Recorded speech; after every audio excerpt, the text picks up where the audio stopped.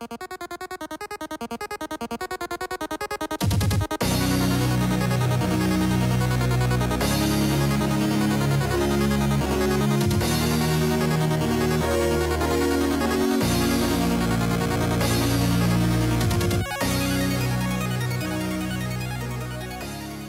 everybody, and welcome back to another Kraken Packs video. I am your host, MrBevers. That's right, we're going to open up another pre-release kit and do a little bit of a build. Let's get right into it and open up and see what we can make out of this box. Let us see what kind of pool we got. The last one we did, the pool was a little bit kind of janky. It wasn't amazing, but it was, you know, I mean, you're not always going to get, like, stellar pools, right? That's just how it is. So let's see here. We've got, of course, our card for telling us how to begin our turn and blah, blah, blah. And it has a code on it for a free whatever, something. We've got, of course, our promo card. Good old promo card. And you got, like, your little pamphlet. And then, of course, you've got your 6-packs with your weird divider thing. Let's put that off to the side. Let's get right into everything here. So, we're going to separate our cards by color, and then we'll go from there. So we've got a nice, let's see, how far over can we go? That far? Okay. So we've got Glaring Ages, Disenchant, Fathom Fleet, Cutthroat, Prismite. Put our artifacts down here. Growth Cycle, Chandra's Ember Beast, Sage Row Denizen. We can maybe move this over now, and then now we can have a section for like multicolor cards or something. Ripscale Predator, Fortress Crab, First Uncommon Angel of Vitality, Empyrean Eagle, very good for blue-white flyers in Sealed for sure, since it gives your other flying creatures +1/+1. Dragon Mage, another solid flyer. And our first rare is a Knight of the Ebon Legion, which is actually just a stellar all-star in Limited, in my opinion. It's a 1/2 for 1, which is pretty good to begin with. And then for 3, it gets +3/+3 and gains Death Touch until end of turn. And you can do that as many times as you want. But not just that, at the beginning of your end step, if a player lost 4 or more life this turn, you put a 1 counter on him, so he gets bigger. So if on turn 3 they don't have a blocker for this creature, you can swing for 4, hit them for 4, turn this guy into a 2/3, which then when you pump him becomes a 5/6. It's crazy. It's good stuff. Now, look, see? So in the pre-release kits, the packs are backwards. The foil is behind the, the foil is behind the land. Now we got a Jungle Hollow, which is a nice fixing, and our foil is just a Tectonic Rift, which is nothing like super exciting, but it's okay. I mean, like, it's not bad. Someone talked about this in my last video. It's not necessarily bad. It's just that it's not like, it's not amazing. Playing land destruction in Sealed is not really what you want to be doing, but I mean, like, you can. And I mean, it does give you the other thing where it's like, their creatures without flying can't block. If you're coming up against a blue-white flyer deck, that doesn't help you. But if you are coming up against a guy that has a bunch of like Fortress Crabs and stuff on the ground, you can get in. So it can help in that aspect, but it's not super amazing. We got an Undead Servant, Act of Treason, Dawning Angel, Zephyr Charge, Scorching Spitter, or Scorch Spitter, Frost Links, Natural End, Dagger Sail, Aeronaut, Bone to Ash, Griffin Sentinel, and then our first uncommon is Season of Growth, with a Blood-Soaked Altar, and a Barkhide Troll. And our rare is a Dungeon Geists. I mean, like, right now, it's looking like blue-white flyers is definitely going to be a thing. We just got a Swamp and a Golem token, which we don't need the Swamp, and we don't need the Golem token in our pool, since they don't determine anything that we're doing. Let's see. We got a Yoked Ox, we got a Squad Captain, we got a Duress. Our black is like super lackluster right now, FYI. We got Reckless Airstrike, Octo Prophet, Gorging Vulture, Brightwood Tracker, Goblin Bird Grabber, Winged Words, Loyal Pegasus, Aether Gust, Flame Sweep, and our rare is a Rotting Regisaur. So all of our black seems to be in the rares. Like, Rotting Regisaur is a card to reckon with in Limited. Yes, it makes you discard cards, but it's a 7/6 on turn 3. It's a 7/6 on turn 3. If they don't have a removal for it, it's gonna eat their board every turn for the next, like, 4 or 5 turns.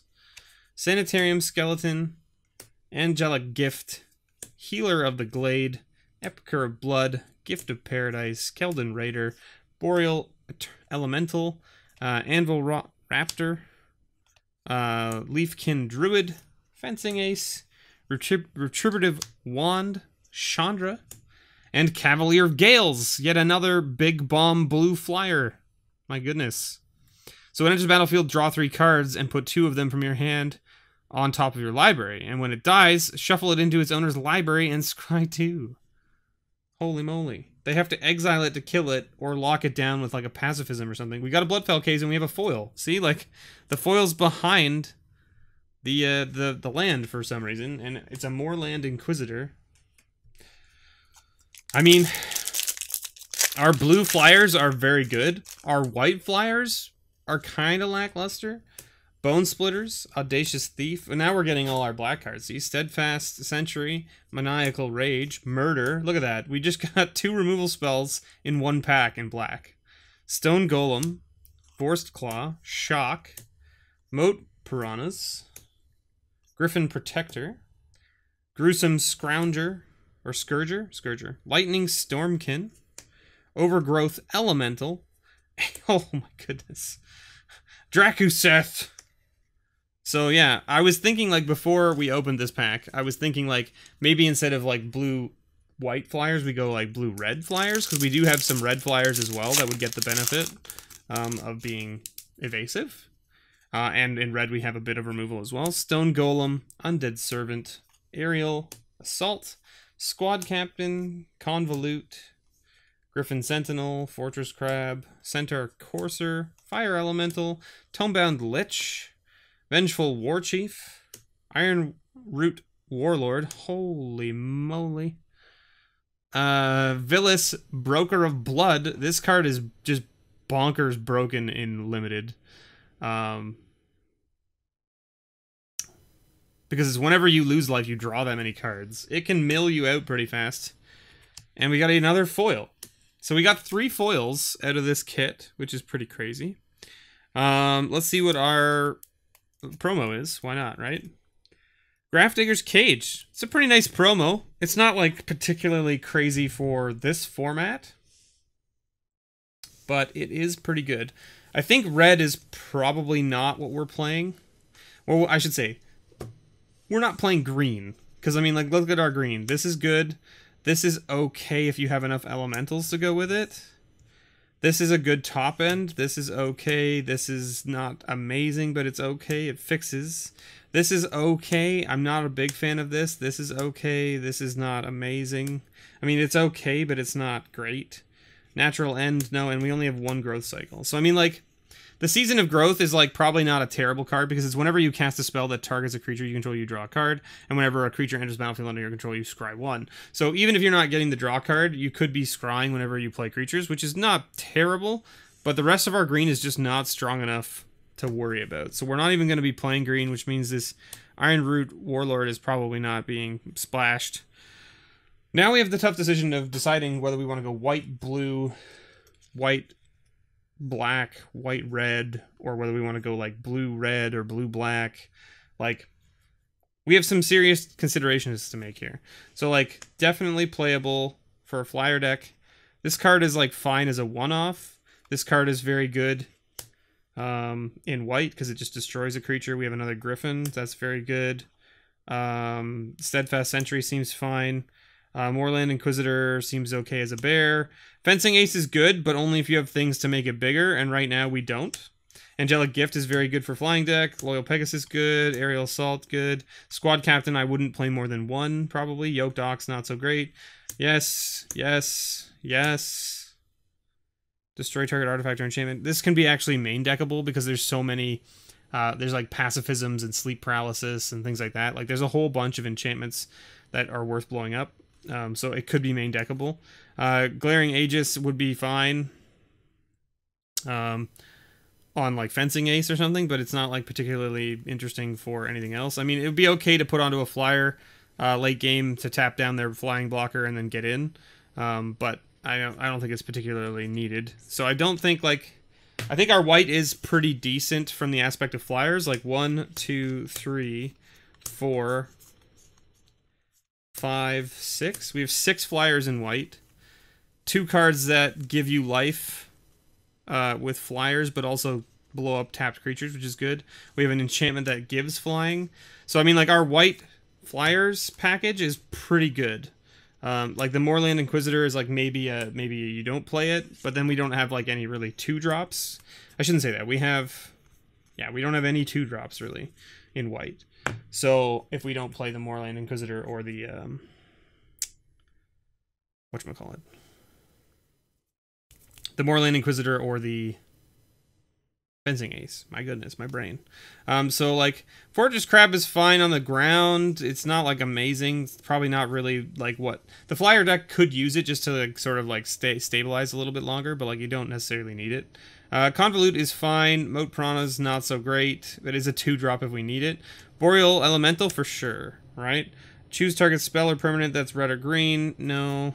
Winged Words, yes. Octo Prophet, yes. Bone to Ash, yes. Frostlinks, yes. Zephyr Charge is like a maybe. We have another crab. We have 2 crabs. And then we have a Sage Rose Denizen. So, I mean, like, we don't have any control in blue or white, other than we have a few things that tap things down, right? Like, we have a Frostlinks and a Bone to Ash and a Convolute. That's our control in blue, right? But we have these bombs. We have Dungeon Geist and Cavalier of Gales, which are, like, pretty bonkers. Because like in blue, we only have 1 flyer, which is pretty weak actually. But our rares are bombs in blue. So that's going to be a tough call to make. So let's just take a look at what, because like maybe black white is better just as a package because it has a decent amount of removal and some good bombs as well, right? So let's see. Fathom Fleet Cutthroat is fine. It's a 3/3 for 4, but it kills the thing that gets damage dealt to it. The Vengeful War Chief, I'm not sold on this card. It definitely can be fine, but it's definitely not something that I would play regularly unless I have the right deck for it. Gruesome Scourger, when it's battlefield, it deals damage to target opponent or planeswalker with the number of creatures you control. So like that can be okay if you have a bunch of things. Murder for sure. Audacious Thief, yes. Bone Splitters, yes. Epicure Blood, not so much. Sanitarium Skeleton is fine as a 1-drop that can come back and you can sack it to things. Duress, yes. Okay, we have 2 Undead Servants. Not that it does much. So when Undead Servant enters the battlefield, create a 2/2 black zombie creature token for each card named Undead Servant in your graveyard. So with only 2, you're only going to get... So for 4 mana, you get a 3/2. And for 4 mana, again, you get a 3/2 plus a 2/2 if this guy's dead. The chance of drawing these 2 out of 40 cards and having 1 in the graveyard, not high. Fathom Fleet Cutthroat, that's fine as well. So like our black package is like mediocre, I would say, except that we have some sweet bombs. Like the Knight of Ebon Legion, the Rotting Registrar, and the Villas, Broker of Blood, are all huge bombs in black. Right, so there is that. So what do we got? 1, 2, 3, 4, 5, 6, 7, 8, 9, 10. 10 playables in black, and then like we have a few like maybes. And then in blue we have what? 1, 2, 3, 4, 5, 6, 7, 8, 9 in blue. Okay, and then in white we had what? 1, 2, 3, 4, 5, 6, 7, 8, 9, 10. We have 10 in white. Okay, so let's look at red, because we have this. Drakuseth is just a mad bomb in limited. Like it's just, it wipes boards. Because when it attacks, it does 7 damage, and then it does 4, and then 3 and 3. So you can hit them in the face for 10, right? 3 damage to the face, 7 damage from the creature attacking, and then kill their X4 and their X3. So like it kills 2 things on their board. Or if you need to wipe their board further, you just do 4, 3, and 3 and hit them for 7. Like it's pretty bonkers. Fire Elemental is like mediocre. Shock for sure. Maniacal Rage, not so much. Chandra is like okay, but only if you have the right elementals for it. Keldon Raider for sure is good. 2 creatures to each creature except creatures you control flying. That's actually really good in our red-white deck because we have a lot of flyers. So that actually won't burn our flyers away, which is pretty nice. Goblin Bird Grabber is fine in the white deck, red-white, because it can grab all of our flyers. Reckless Air Assault is actually fine because it can kill their flyers if they get in the way. Dagger Sail Aeronaut is very good. Scorch Spitter is a fine 1-drop. Act of Treason, Tectonic Rift doesn't do much for us with this deck because all of our creatures are flying. So not being able to block except with flying creatures doesn't really matter to us. And blowing up their land, not so much. Dragon Mage, very fine. Ripscale Predator is a fine top end for red. Chandra's Ember Cat is like just a fine bear.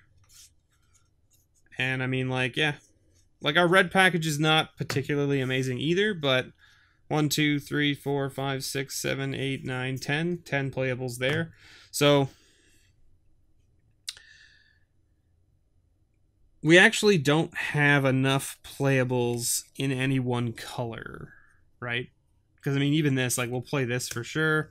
I don't know if we really play these golems or the wand or the prismite. We also don't have a lot of fixing per se. What could we do? If we did... No, we don't want... Yeah, so because 2 of our fixing lands are green, and our green is not strong enough to play. So the only fixing we have is this Bloodfell Caves, which helps us play black and red. It's tough to say, right? Because, like, the Dungeon Geist is really good. The Cavalier of Gales is very good. If we had a better flyer package in blue other than these 2 bombs, I would say blue for sure. Like, it would just be, like, snap off blue, blue-white flyers. We got this, right? Because our blue has no control, really, except 2 counterspells.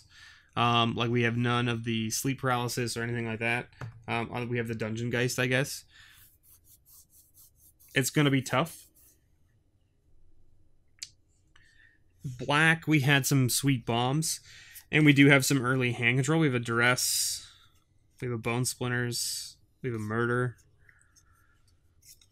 So we have some decent stuff in black as well. Like, red has not really any control either. Like, we have a Shock, right? We have a Flame Sweep, and we have a Shock. And then we have, of course, the Giant Dragon.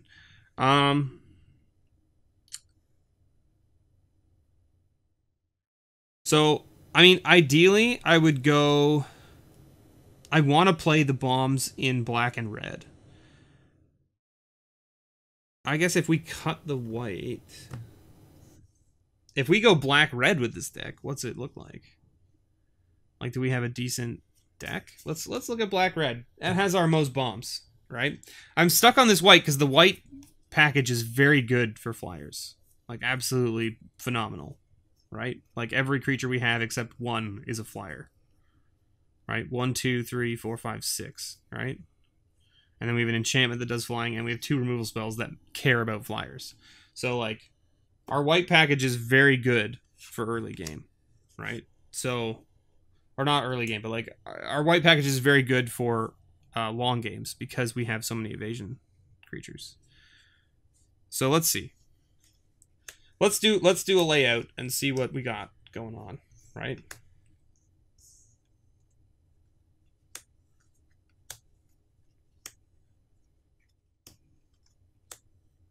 Oh, what am I doing? This is blue. We don't want blue. We want... Okay, so, like, our blue... package is like mediocre as well. We have some bombs, but it's not particularly amazing. Let's take a look at black-red, right?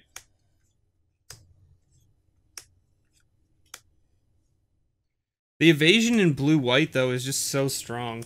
It's just so strong.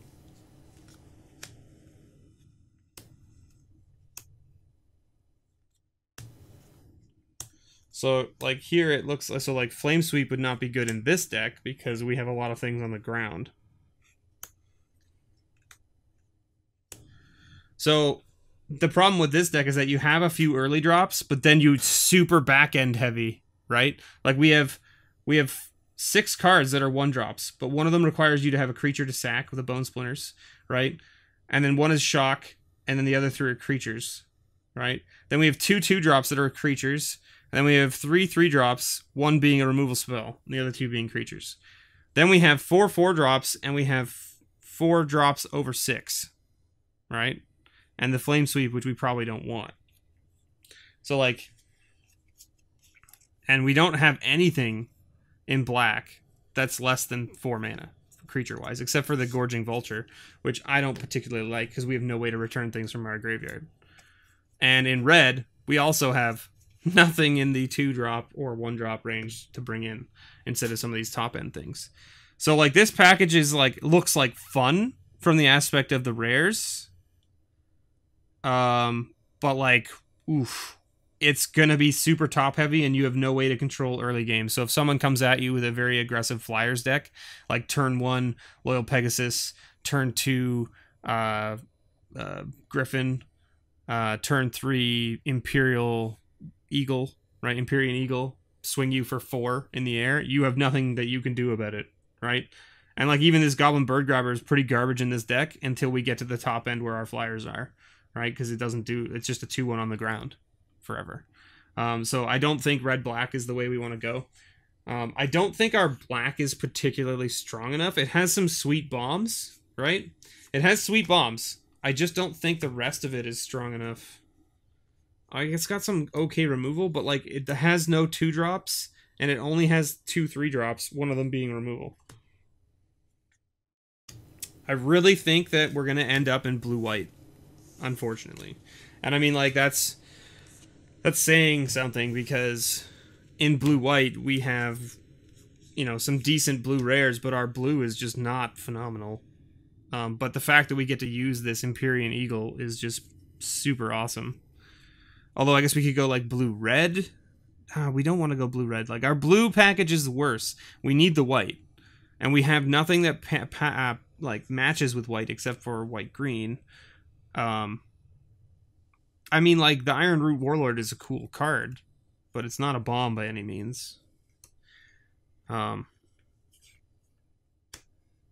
if we had some better fixing, I would definitely be like, we're splashing some of this stuff from black and red into this blue-white deck, but I think that we're just stuck here with this. Let's see.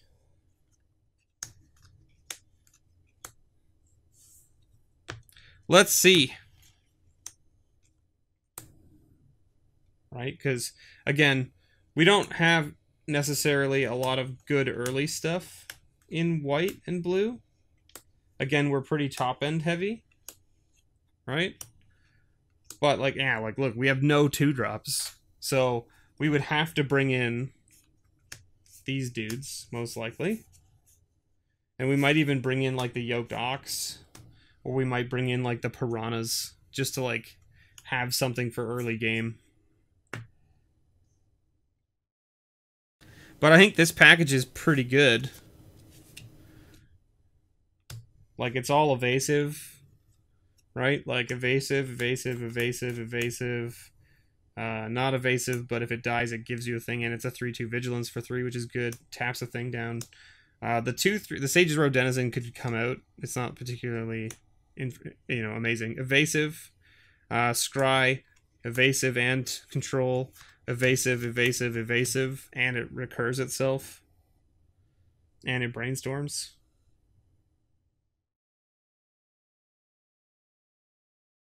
Right, draw 3, yeah, draw 3, put 2 back. And then we have, what, 2 removal spells and 2 counter spells, so, like, it's not terrible. I think this is the package I would end up playing just because it's a little more consistent. And I mean, we can bring in the Anvil Root Raptor if we want just another flyer in the 4-drop range, but I don't know if we need it. Maybe you play it over the Octo Prophet just because it's a 3/3 on the ground that scries 2, but like the Anvil Root is at least a 2/1 first strike flyer. That gets bigger when you have the pump, right? This is probably where I would end up. I don't know. You guys tell me. What do you think? Is there something else we opened that you guys saw that you were pretty stoked about? The black-red rares were pretty sweet, but it's hard to play the triple pip. Like, we have a triple pip blue, triple pip black, triple pip red, right? Like, I mean, it's very difficult to play all of them in one deck. Yeah, you could play 2, no problem, especially since this is 7 and this one's 8 and this one's only 5. Yeah, you could definitely get there. But we don't have any fixing. We have no fixing for blue-black or blue-red, and we have 1 fixing for red-black, but that doesn't, like, our black-red pile wasn't strong enough, in my opinion, for you know, for the deck to perform well regularly. Its curve was just way too jank. Its curve was way too jank for limited. Anyway, there you go. Thank you so much, everyone, for watching. I know it was a little bit of a long haul, and we got, you know, it took a little while to go through it all. But we did a little bit more analysis than normally. So hopefully you enjoyed. If you didn't, I'm sorry. But maybe you can watch one of the other videos and enjoy that instead, where we just crack packs and talk about value. So thank you so much, everyone, for watching. And as always, may your pulls ever be better.